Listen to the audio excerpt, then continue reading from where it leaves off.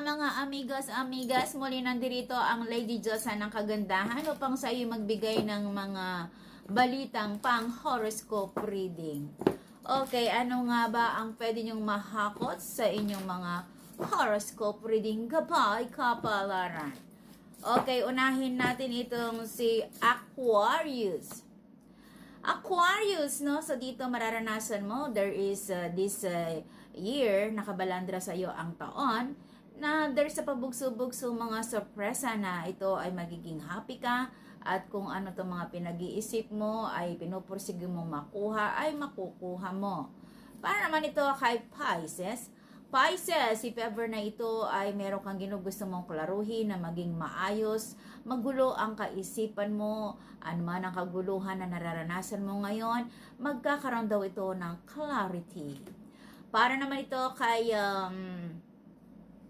Aries. Aries, hawak mo ngayon na matinding divine, masculine ng katagumpayan na maaaring itong taon na to ay masipag ka or magpupursige ka or there is a battles of challenge na ito yung ginugusto mong makamit. Pwedeng maaari kang magkaroon ka ng mataas na sahod or maaari kang magkaroon ka ng promotion na hawak mo ang matinding masculine ng katagumpayan ng iyong kabuhayan, negosyo man, trabaho man ito ay magiging okay. Para naman ito kay Taurus. Taurus, no? So dito pagbabago. Ayan, pagbabago na parang ito ay moving forward ito. Or parang dito ay makukonsensya ka or something na parang ginugusto mong meron kang something na baguhin sa sarili mo. Na parang ito ay magpapakonsensya sa buhay mo. Na dito rin ay meron kang something na magiging magulo ang utak mo or bala-balansehin. Mag-ingat sa mga taong nakapaligid sa iyo na hindi mo pala alam na meron kang mga nakakahalubilong tao na sisira sa iyong puso't kaisipan na ipagpagsisisihan mo pagdating ng araw. Para man ito kay Gemini, Gemini, todo kayod ka ngayon na talagang dito ay parang ikaw ay kinakapos. Maraming mga gastusin, maraming babayarin. Na dito rin ay maghahagilap ka ng mga extra income na parang dito talaga ay parang nawawalan ka na ng impok or talagang dito ay walang natitira, puro dito sagad-sagad ang iyong kabuhayan this coming lately. Para naman ito kay Cancer,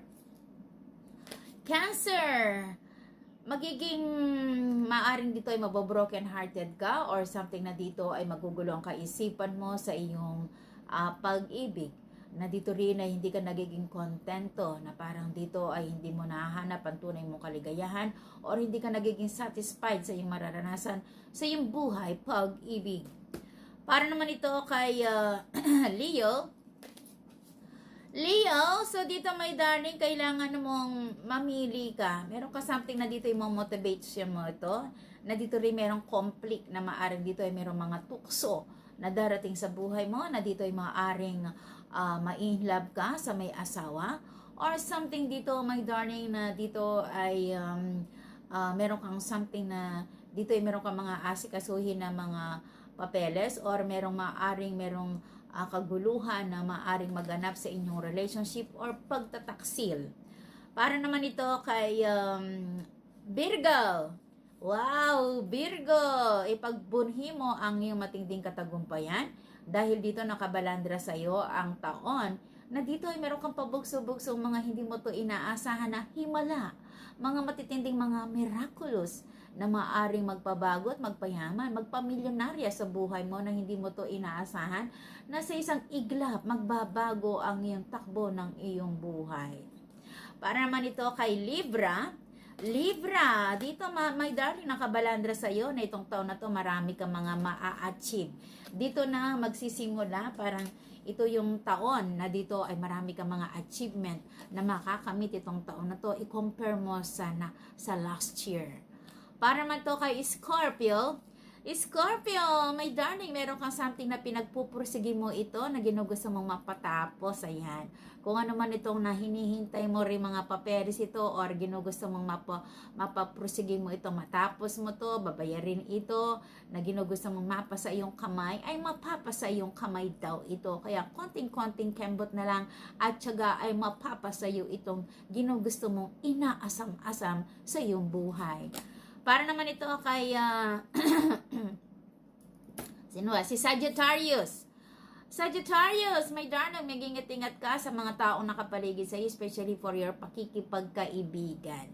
Ayan, mag-ingat-ingat ka sa iyong mga nakakahalubilo o bago mga nagiging kakilala or mga kaibigan ito, na dito ay maaring merong mag-trader sa iyo or something dito ay merong aagawin sa iyo or something na merong kukuhanin sa iyo, something like that, na basta be careful ka lang daw, wag ibubuhos ang 100% na salamuha, na pakikitungo sa mga kaibigan. Maaring dito rin sa kapaligiran, sa kamag-anak or sa members of the family rin ito. Para naman ito kay Capricorn. Capricorn, nakabalandra ngayon sa iyo. Maganda ang enerhiya ng iyong sasapitin this coming lately, na dito ay if ever na dito ay nawalan ka ng wisdom, muling magbabalik ang iyong wisdom. Na dito rin, my darling, meron ka mga pabugso-bugso, mga hindi mo to inaasahan ng mga sorpresa na ikagugulat mo. Maaring dito rin, meron ka mga perang hindi mo to inaasahan, na hindi mo to pinagpaguran, or maaring meron kang hinihintay na pera na dito hindi mo to inaasahan, ay darating na pala ito, or meron ka rin inaasahan na resulta, na if ever na ito ay meron kang pinag-aralan or something na meron kang hinihintay na resulta ito or job order ito, meron something na dito ikaw ay magiging happy sa magandang balita na hindi mo to inaasahan or perang hindi mo to inaasahan. Okay, yun lang muna ang nagbabagang balita. Muli si Lady Josa ng Kagandahan ang nag-uulat. Thank you sa panonood. Hanggang sa muli. Goodbye!